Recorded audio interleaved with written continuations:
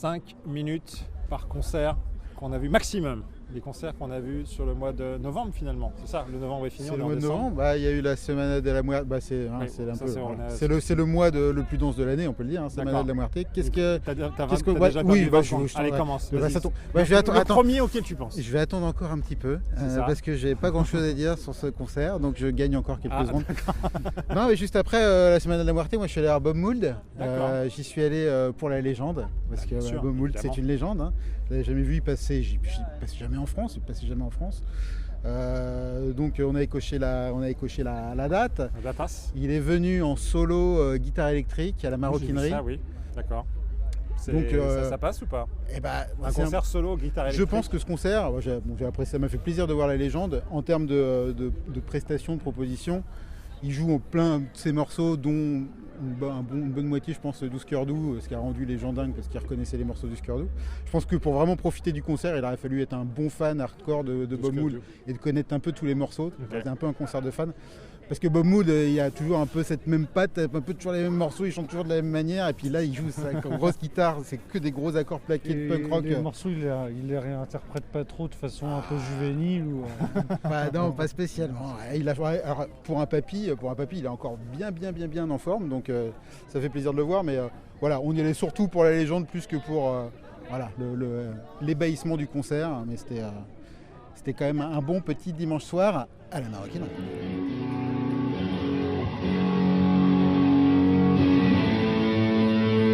The same.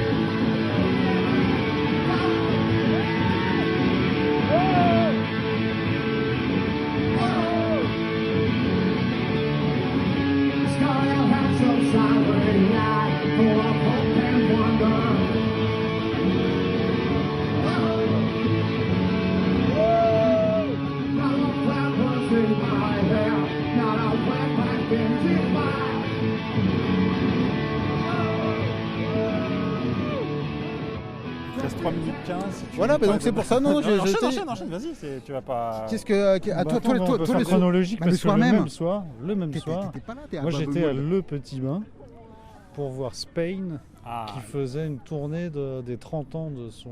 Que des anciens. C'était soirée des anciens, soirée des légendes un petit peu quoi. C'était un peu soirée des légendes, des légendes, soirée des légendes. Ouais. Et donc qui rejouait leur album Blue Mood of Spain. Donc de 1995. Yes. Line-up d'origine plus ou moins. Line-up d'origine, je crois, ouais.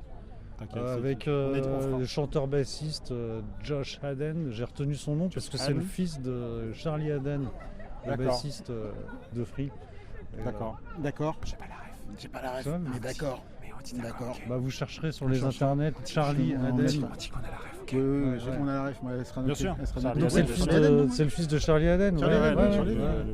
Et donc il joue une musique, je pense que ça doit être du slowcore ou quelque chose comme ça. Spain. Ouais, c'est une sorte de, c'est des chansons lentes. Power trio, t'as dit ou pas? Non, ils sont quatre. Deux guitares, batterie et un chanteur bassiste. Mais comme vous n'écoutez pas, vous posez des questions et vous n'écoutez pas les réponses. Chanteur bassiste, j'ai entendu. Voilà, c'est bien qu'un bassiste. Donc il joue une sorte de folk, de pop folk. Inspiré de Low, moi ça me fait penser à Low, les premiers albums. Ça peut faire penser un peu à Low. Mais un peu plus chanson, on va dire, comment dirais-je. Moi je dirais plus pop. Parce qu'il y a un côté effectivement couplet-refrain, les chansons elles sont très dessinées. Il y a des petites impros, alors il a fait un hommage, vous n'avez pas la ref, mais il a fait comme deux petits hommages à son père, puisqu'il a fait des sortes d'intros de basse un peu free comme son père. Donc c'est assez marrant, avant de commencer des morceaux qui n'ont rien à voir. Intéressant. Donc voilà, c'était très chouette. Oui, parce que c'est un groupe.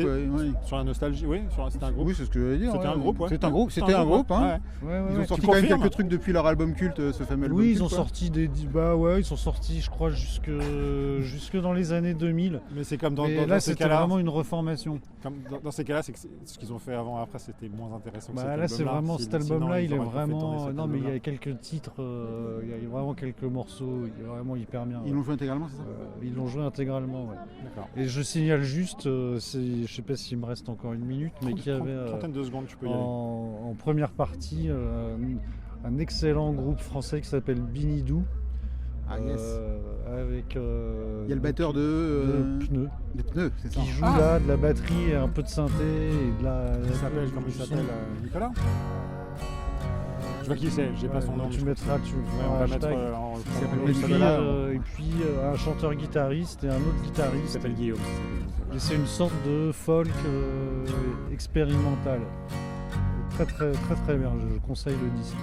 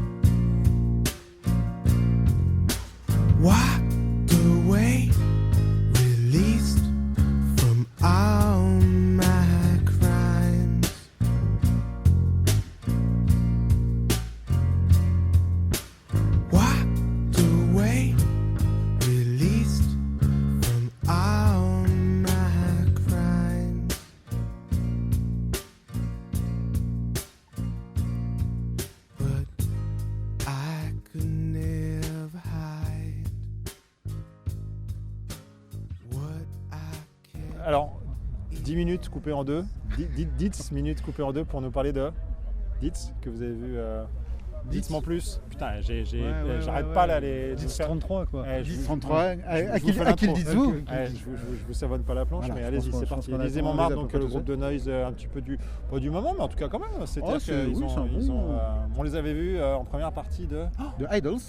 Et je pense que c'était au Zénith. Ouais, c'était toujours difficile dans ce genre de première partie. Oui, c'était pas évident. Pas nécessairement. J'en ai aucun souvenir. Tu vois, je pense que c'était pas. Et en fait, moi, je trouvais ça peut-être un petit peu moyen, donc ça m'a pas trop marqué en première partie d'Idols. Et puis en fait, ils ont sorti un album en début d'année, là, février, après un premier album qui avait retenu l'attention. Là, cet album qui est sorti en février, qui a un nom. Il a un nom. Je ne m'en souviens plus, mais il a un nom. The Great Repression. Non, ça c'était le premier. C'est le premier. On retrouvera. Évidemment. Il a bien grimpé tout au long de l'année. Là, à chaque fois que je le réécoutais, et c'est un excellent album de noise rock. Bien interprété, des bonnes guitares. Noise rock avec plein de synthé quand même, avec ses côtés, des grosses basses synthé quoi. Pardon, le premier album s'appelait The Great Regression, comme j'ai dit, et le dernier en date s'appelle Never Exhale. Never Exhale. Voilà. N'exhale jamais. Avec des super petits. Bon, alors moi ça m'a évoqué le concert, il y a eu un petit côté model actrice dans les côtés justement un peu synthétiques qui vont coller. Un peu synthétique, et puis je pense que c'est peut-être un peu le chanteuse qui t'a c'est une IL qui a fait penser, ouais. Il avait marqué le festival d'évitation cette année, je crois que c'était cette année. On a une chanteuse qui est en robe léopard, nice. Perruquée. Cherokee. Il est passé Cherokee. Qui fait des slams dans sa mini-jupe léopard. On y voyait. J'ai cru qu'on allait se prendre effectivement une burne sur le nez à un moment parce qu'elle s'est pas passée loin. Avec cette voix d'homme quand même, parce qu'elle a une voix plutôt caverneuse. Une voix assez masculine. Ah oui, c'est une voix complètement masculine. Et en cours de transfo, c'est peut-être. Moi, je pense peut-être juste pas. Du travestissement. Voilà. Bien se frotter dans le public. Le public était vraiment chaud. Vraiment chaud. Très punk. Très punk, ça a bien slamé. Et quand même un truc, c'était vraiment une des barres de l'année en concert. Qu'est-ce qui finit par faire un slam sur la fin du concert ? Une chaise roulante, handicapée. Le chanteuse. Quelqu'un dessus, oui, c'est pas que la chaise roulante, c'était quelqu'un qui avait. quelqu'un sur sa chaise roulante, un PMR, voilà. Très bien. Le chanteuse était vraiment. C'était vraiment le meilleur moment de la tournée. J'avoue. Donc ça, c'était vraiment très très cool. Et moi, j'ai trouvé ça vraiment bien administré, quoi. Enfin, ça défonce bien. Un très très bon guitariste qui était un peu en costard, avec costard cravate. Que des super sons de guitare, vraiment super batteur. Non, enfin en gros il faisait très très bien. Enfin ça tapait exactement à l'endroit, quoi. Un grand oui. Quelle note vous mettriez sur Dietz? Ouais, un grand oui. Après moi je suis la musique. Je ne mettrais peut-être pas Dietz sur Dietz, mais c'est une bonne note, un très bon groupe de noise rock qui fait la bonne palette. On signe.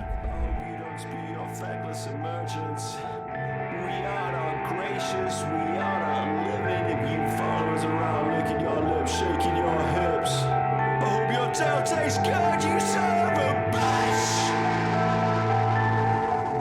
I hope it tastes good. I hope it tastes good. I hope your tail tastes good, you son of a bitch.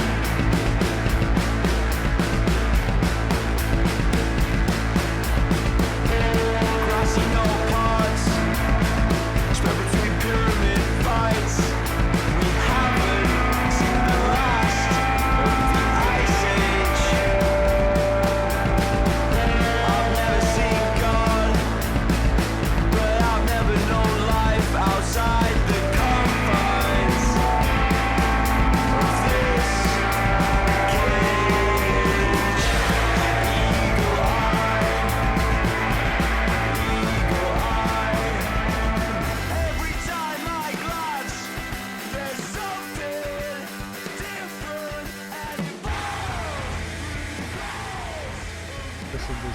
Des fake news, après on va se faire engueuler par Mathieu. Le meilleur groupe, les meilleurs groupes de rock viennent de Boston et commencent par P. Est-ce que ça s'est encore prouvé cette année? Mais plus que jamais, putain, mais plus que jamais, je m'en remets toujours pas. C'était il y a 10 jours. Tu pleures encore? Ce groupe est mon groupe préféré, c'est le groupe qui me touche au plus profond de moi. Et il n'y a que à leur concert que je suis pris d'une émotion profonde, quoi. Je deviens fébrile, j'ai la larme à l'œil, c'est fait pas souvent ça en concert. Mignon. Même dans la vie, ce groupe-là, c'est jamais sur cette rupture, sur cette tangente. Ouais, non, je m'en mettrais. On parle de Pile. On parle de Pile. Ce groupe est exceptionnel. De vétérans un peu maintenant, et ça a 15 ans d'existence. Rick Maguire qui... 15 ans vétéran? On en est là? Quasiment 20 ans, parce qu'il doit sortir ses premières démos en 2007, premier groupe 2009. À partir de quand peut-on être considéré comme un groupe vétéran? C'est intéressant. 15 ans de carrière, c'était 15 ans, ça y est, on est vétérans. Ok, vas-y. C'est un peu souvent comme ça qu'ils sont présentés, mais en tout cas... On met la limite basse à 15 ans. Minimum 15 ans, tu es un vétéran de la C'est surtout dans leur aspect, c'est leur âge qui fait dire qu'ils sont un peu vétérans. Pas leur musique, c'est ça, tu veux dire? Non, mais je veux dire, c'est pas forcément la longévité du groupe, mais c'est que là, tu vois que c'est des vieux briscards du concert et tout ça. Ils envoient. C'est un groupe qui a quand même su se réinventer pas mal. D'énergie. Un groupe qui se réinvente quand même, qui fait même parfois des albums pas qui digressent, mais ils sortent de leur zone de confort assez allègrement. Là, sur le dernier album, c'est pas qu'ils sont revenus un petit peu à ce qu'ils ont fait de mieux de ces 10 dernières années. Personnellement, ce que j'en ai pensé, c'est qu'ils ont retrouvé ce qui fait leur unicité. Leur côté unique. Leur unicité, oui, ça peut passer, unicité. L'album est super. Ils ont interprété plutôt cet album. Ils ont fait. Ils sont restés principalement. Ils ont dû faire 6-7, peut-être 8 morceaux de cet album-là. Okay. Et puis après, ils sont allés piocher tout au long de leur riche discographie. C'est vrai que le dernier album, moi, on en avait parlé la dernière fois. Pour moi, il est quintessentiel parce qu'il va vraiment au cœur du songwriting de Rick Maguire avec ce côté noise, ces morceaux plus calmes, indie rock. Là, sur l'album, il a adjoint ça de petits chœurs féminins, de petites cordes qui viennent vraiment agrémenter le son. Donc je trouve ce dernier album vraiment excellent. Mais j'adore tous les albums, moi, donc je ne serais peut-être pas objectif là-dessus. Et c'est vraiment... Tous sans exception, c'était vraiment pas objectif quand même. Il y en a qui sont peut-être un petit peu... C'est vrai que dans ces morceaux, tu sens bien que c'est des morceaux où ils déploient un peu tout leur arsenal, quoi. Ouais, c'est ça. Il y a le côté noise rock, ça gueule... voilà. Oui, ça hurle. Lui, il a vraiment plein d'endroits d'expression de sa voix, plus ou moins, enfin avec plein de nuances. Puis comme le mec, tu le sens pas. Lyrique, j'ai toujours eu cette impression, le mec, tu le sens pas fondamentalement non plus heureux de vivre ou quoi que ce soit. Tu sens quand même un peu. Là, il était vachement là. Pour le coup, il était content, il était joyeux, il était souriant. C'était très joyeux. Il y avait une super ambiance. Trop bien. C'est cool. Après, il y avait un bon public de fans. plein de gens qui chantaient les. C'est ça que je trouvais génial, c'est-à-dire que ce la groupe date, elle n'était pas gagnée. Pourtant, au début de la tournée européenne, ils n'avaient pas de date à il Paris. n'avait pas prévu de passer en France. Il a fallu un petit peu envoyer quelques petits mails. On remercie, et on remercie notre ami François. Merci François d'avoir. d'Indie or Die qui a organisé cette date. Et moi, je suis trop content parce que non seulement que cette date ait eu lieu, mais pour les avoir vus depuis quasiment toutes leurs dates en France depuis 10 ans. Ça m'a fait vraiment plaisir de l'avoir au moins dans une salle de 200 personnes avec un public qui reprenait les morceaux, là, les Baby Boys, etc. Et donc c'était vraiment génial de voir un public enfin pour ce groupe qui aurait mérité, je pense, après toutes ces années, plus de succès. Est-ce que c'est le groupe que tu as vu le plus de fois en concert? Peut-être pas parce que je les ai loupés en plus au Supersonic la fois d'avant. Ouais, t'as pas pu rentrer. Mais c'est pas le groupe que tu as vu le plus de fois en concert. Il y a des groupes que tu aurais vu plus de fois en concert que pas. J'ai vu plus de fois en concert, mais en tout cas, je voudrais les voir tous les jours. Ça alors, je suis curieux. Réfléchis à s'il y a des groupes que tu as vu plus de fois. Ouais, pas, je les ai vus 4 ou 5 fois, donc il y a des groupes que j'ai vu plus que 4 ou 5 fois. J'avais l'impression qu'on était déjà la demi-douzaine facile. Ouais, je sais pas. Qui passent plus souvent, en tout cas, on les aime. Ils sont merveilleux. La relation avec lui. Ils ont fait ce morceau donc. Special Snow. Ah putain, voilà, c'est génial. Ça, parce que Special Snowflake, que tu adores. Le soir, la nuit où il a neigé. La nuit où il a neigé, donc c'était magnifique. Quoi. Et puis même attends, je prends une minute en plus sur pas que tu m'emmerdes. Ils ont fait une super reprise. Il me reste qu'à 20 secondes. Declare Independence. Il y a une partie politique à la fin du set. Il finit sur une partie politique, c'est ça. Et donc il commence par une sorte de discours où il y a un petit riff de basse et puis il commence à fucker du Trump et tous les mecs de l'administration Trump, du Netanyahou, etc. Donc après ça finit par dire qu'il faut qu'on se regroupe et qu'il faut que nous on fasse différemment, etc. Et là ils enchaînent avec Declare Independence de Björk en version punk. Cool. Qui était une super version. C'est très bon choix. Pour finir sur The Soft End of Miller, là, Steve Miller, pareil, il est descendu dans la fosse, a hurlé à la gueule des gens sur cette saloperie des Trumpistes, on va dire. Et donc, qui n'était pas présent dans le public finalement. Non, là, je crois qu'il n'y avait pas trop de Trumpistes. Ils ne se sont pas trop manifestés. Ils n'étaient pas trop présents. Tant mieux, écoute, qu'ils restent chez eux. Écoute, ça fait plus de place pour les autres. Qu'ils restent chez eux, mais que pas ils nous reviennent souvent, on les aime.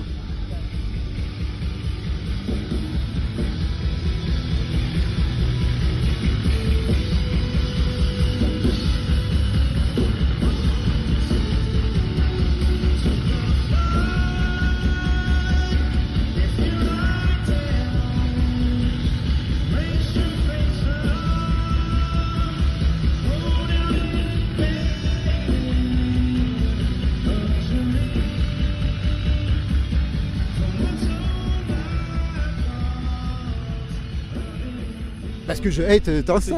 Ah, tu hais carrément. Je suis garé de l'autre côté, moi. Désolé. En plus, on peut marcher 30 secondes juste pour vous débriefer le concert de Turnstile qui avait lieu le 16 novembre. Moi, j'aime bien les dates. Je sais pas pourquoi. Ça m'amuse de donner les dates. Au Zénith de Paris, c'était la plus grosse scène qu'ils aient fait sur Paris, hors festival. Ils nous avaient fait quoi avant en France là? Ils avaient tapé l'Olympia. Tu sais qu'ils ont commencé à la mécanique ondulatoire il y a 10 ans. Et les premières dates, c'était à la Méca. Et du coup, c'était super, c'était très drôle, c'était très amusant, c'était très décomplexé. J'ai rarement vu un Zénith aussi fou. J'ai rarement vu une fosse en fusion comme ça. Les images que j'ai vues sont incroyables, c'est incandescent. C'était génial. Franchement, j'étais très très bien placé. Et je vais vous expliquer une nouvelle technique d'enculé que j'ai découvert. Voilà, une technique de rat. Voilà, pour avoir des places. Peut-être que je le raconterai dans un futur épisode, mais ça c'est. Il tease le mec. Pour tous mes amis pauvres, voilà, j'ai une technique pour vous pour être très bien placé dans un concert. Putain, t'es rentré, t'as fait un truc. Non, je ne spoil pas. Toujours est-il que du coup, voilà, ils ont quand même bien déroulé leur album Never Enough, mais aussi le précédent Glow On. Franchement, c'est tube sur tube, ça enchaîne, ça envoie du pâté, c'est super efficace. Il y a une scéno particulièrement léchée, dans le sens où ils utilisent beaucoup de caméras. Et c'est un petit peu l'effet positif de ce genre de concert un petit peu large sur des grandes scènes. On prend les escaliers, c'est ça, avec des caméras qui étaient depuis le plafond. Tu vois, par exemple, tu voyais la fosse, vue hélicoptère. Tu avais une caméra sur scène, tu avais une caméra dans la fosse qui venait coller la lumière dans la gueule des gens. Donc tu voyais les gens super heureux et tout. Et en fait, ça se mariait bien. Les gens très gros sur les écrans. Ouais, c'est ça, ouais. Et puis tu avais aussi leur DA qui était projeté dans le fond avec leur jeu simple de lumière, en fait, tu vois, genre juste les bandes de lumière, enfin un petit peu leur drapeau porte-étendard qu'ils avaient. Donc c'était en fait à la fois très très généreux. Les mecs étaient surdéchaînés, le chanteur il saute dans tous les sens, moi j'avais 16 ans again, là tu vois, là on parlait tout à l'heure de quel âge on avait, là j'avais 16 ans littéralement. Le public c'est des jeunes aussi. En fait, moi j'ai vu beaucoup de vieux potes et je pense que c'était transgénérationnel. Donc là tout le monde est venu voir Turnstile, tout le monde est venu voir un petit peu le phénomène. Voilà. Qu'est-ce qui fait que ça devient un phénomène, que ça a autant de succès? C'est hyper efficace, c'est hyper joyeux, c'est hyper décomplexé, ça se prend pas la tête. C'est quand même aussi fidèle à leur racine hardcore. C'est-à-dire que voilà, ils tapent aussi dans leur disco, donc ils remontent le temps et puis ils vont jouer des morceaux voilà, plus classiques dans la pure tradition hardcore. Et c'était super bien. Et ça dure 1h, 1h15, je crois. Et c'est un super dimanche soir dans ces cas-là. Et franchement, tu repars, t'as le smile. T'as véritablement, c'est la joie, c'est la communion. Le public, vraiment, c'est assez hallucinant. T'as ce côté en plus où les gens chantent ensemble, tu vois. Enfin, c'est vraiment ce truc, ça crée du lien, quoi. Est-ce que tu penses que quelqu'un qui n'a pas du tout aimé les disques, il aurait quand même apprécié le concert? Je pense que je ne sais pas comment on fait pour ne pas aimer les disques. Non, mais imaginons qu'il y ait quelqu'un qui n'a pas aimé les disques. J'exagère, mais je trouve que c'est du hardcore qui sonne carton-pâte. C'est de la pop, c'est du hardcore pop, peut-être un petit peu. C'est de la pop teintée hardcore. Il y a des trucs qui sonnent bien là. Moi je trouve que leurs disques, les guitares sonnent carton-pâte, les morceaux je les trouve pas vraiment ravageurs. Bon, moi j'avoue que je suis un déçu des disques, ça m'a pas vraiment. Mais donc en concert, tu penses te serais que amusé. Je pense que tu te serais laissé prendre au jeu et t'aurais souri et tu te serais rentré dans le délire et je pense que t'aurais kiffé la vibe avec ou sans ton mec. Ah bah d'accord, je te remercie. Je viendrai la prochaine fois. Si tu me fais bénéficier de ta technique d'enculé, peut-être. Ah, alors la technique d'enculé. Ah là là, je sais pas si je dois vraiment l'expliquer. Ça se divulgue pas, c'est un truc qui se raconte pas. Ça se raconte pas. Je te raconterai. Il faut avoir une place quand même ou tu rentres comme. Il faut avoir une place. Mais après, c'est pour gruger sur des places de. C'est pour avoir une meilleure place une fois que tu as une place. Parce que, attends, c'était quoi les différentes catégories de places là? Tu avais des places assises. Moi, j'étais en place assise parce que là, j'avais pas de place fausse. Et en fait, j'étais très très très mal placé en assis. Et je me suis retrouvé juste devant la barrière en assis. Comment je fais? Je consulte un site qui s'appelle Passe ton billet. Je regarde les places qui sont en vente. Et en fait, ils te disent quelles places numérotées, où se trouve la place qui est en vente. Tu vérifies juste avant d'aller au concert si la place est toujours en vente ou pas. Si elle est toujours en vente, ça veut dire qu'elle est libre. Si elle est libre, ça veut dire que tu peux descendre à la place susnommée. Voilà. D'accord, oui, mais tu peux te faire des leçons, si le mec finalement. Bon. Mais oui, effectivement, c'est pas impossible. Enfin, je veux dire, c'est pas que c'est impossible, mais en vrai, il y a très peu de chances que tu te fasses déloger. Donc c'était quand même typiquement le genre de concert. C'est une technique de raccro. Voilà, j'étais tout au fond, j'étais tout devant. C'était super, j'étais idéalement placé. C'est-à-dire que j'étais bien, j'étais pas assis, mais j'étais en hauteur. J'avais une vue sur la scène. T'étais pas assis finalement? Bah, j'avais un siège, mais j'étais debout tout le temps. Tout le monde était debout. Tout le monde était debout, d'accord. Ah oui, ça c'était. Voilà, c'est fini pour cette année. On reprend 2026. Non, c'est pas fini pour cette année. Bon, bah, on verra. Ah, bah ça aussi. Ah, voilà. On devait aller voir Marouya. Mais bon, on va pas parler des trucs qu'on va pas voir. Si, voilà. Ok. Et puis il y a Dirty Three surtout. Ouais. Bah écoute, c'est pas fini alors. Enfin, Dirty Three. On va voir. On va voir. Allez, bisous, bonsoir.